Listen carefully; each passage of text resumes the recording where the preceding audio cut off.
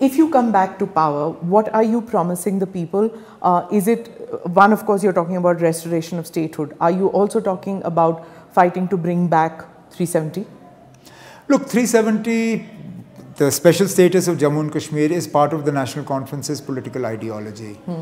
So it's not something that we are going to just surrender.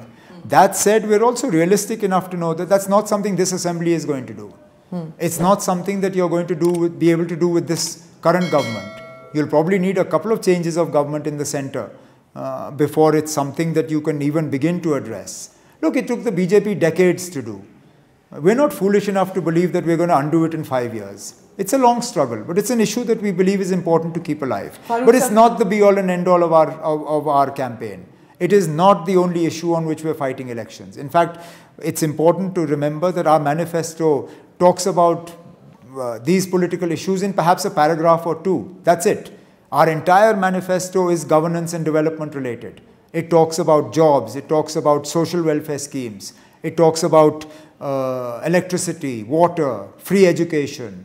It talks about helping people tide through this crisis of heavy prices and price increases. So there's a whole lot in our manifesto. I know it's tempting to look at just the one paragraph on the politics of Jammu and Kashmir, but that's not what our manifesto is all about. Because even Farooq Saab said that in one of his speeches, he said 100 saal lag jayenge, shayad, to bring back. Look, nobody has a crystal ball that can tell you that it will take you 5, 10, 15, 20, 100 years. Obviously, when he says 100 saal lagenge, he means that it's a long fight. He doesn't mean that exactly 100 saal or ek din ke baad ye ho jayega. Because that's something the parliament... Look, it's indicative. Yeah. It's like a metaphor. You're just saying that, look, it's a long fight, it's a long struggle. And again, I make the point.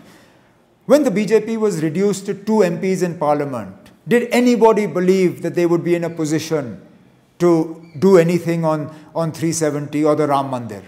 But things changed. And it took decades to reach that point. The Congress says it's a closed chapter after the court decision. How do you deal with that? Because the court decision does not close the chapter.